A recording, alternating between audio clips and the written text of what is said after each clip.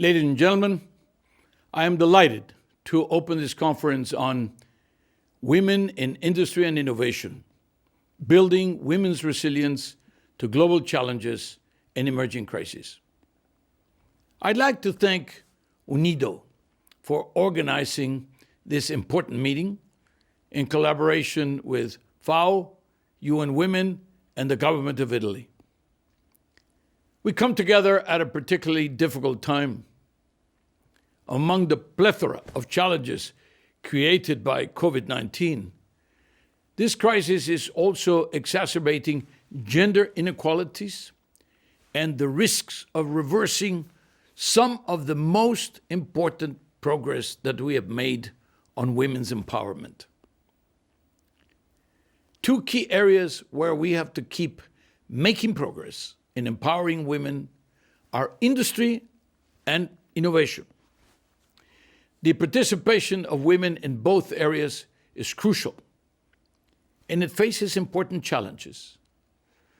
The crisis can be particularly damaging for industries in which many women work, such as air travel, tourism, retail activities, accommodation, food and beverage. In OECD countries, women represent close to half of employment in the air transport industry, 53% in food and beverage services, 60% in accommodation.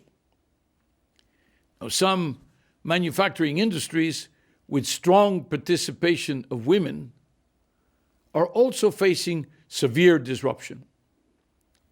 One of the most notable examples is the garment industry, where women represent over 3/4 of the workers, ranging from 63% of the workforce in Jordan to 70% in China and 85% in Bangladesh. Now, in many corporations in these and other industries, women are not only often among the lowest paid and the most vulnerable workers, but also they are still grossly underrepresented in senior management positions and in their executive boards. The gender pay gap is still 13% on average in the OECD. Focusing on innovation, we find additional challenges. Women represent only 21% of scientists identified as, quote unquote, corresponding authors, a proxy term for leadership in the world of science. And only 17% of scientists earning more than $105,000 per year are women. Governments today have a unique opportunity to build back better by promoting gender equality and implementing a series of key measures that the OECD has been recommending for many years. Let me highlight 3.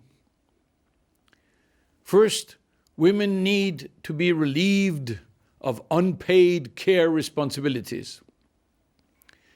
For example, through public child care options and through flexible work arrangements, but also by getting men to take on more of the unpaid work and to take paternity leave.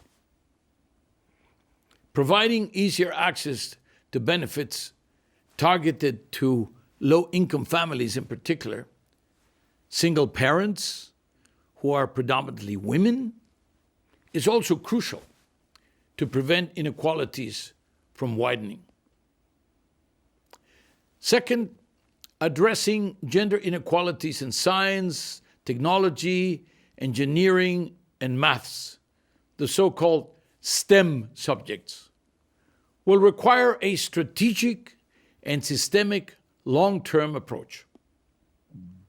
We need policy actions to go beyond gender stereotypes, to avoid digital gaps and discrimination, and to proactively support women in senior positions, especially in male-dominated sectors and in the field of research.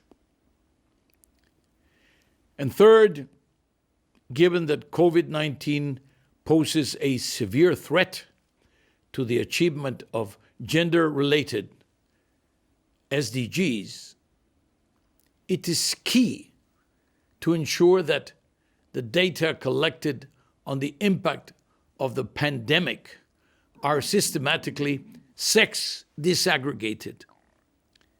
This will help lay gender equalities open, or the gender inequalities, and facilitate building a strong political commitment to apply a gender perspective when designing policy responses to this crisis.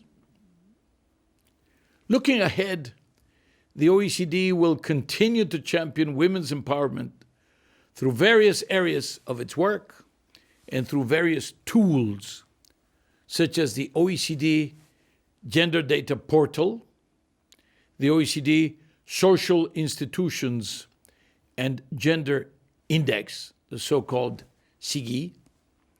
By the way, the SIGI measures discrimination in 180 countries and documents where it comes from, in many cases from the laws and regulations. We also have the OECD Toolkit for mainstreaming and implementing gender equality, which provides guidelines to implement the OECD recommendation on gender equality in public life. And the quote-unquote Missing Entrepreneurs 2019 report, as well as the OECD Small and Medium Enterprise and Entrepreneurship Outlook of 2019, which examine inclusive entrepreneurship through a gender lens. And the list goes on. So, dear friends, ladies and gentlemen, fighting for women's rights, for gender equality, is our responsibility to promote more inclusive, sustainable economies, to promote more inclusive, sustainable societies.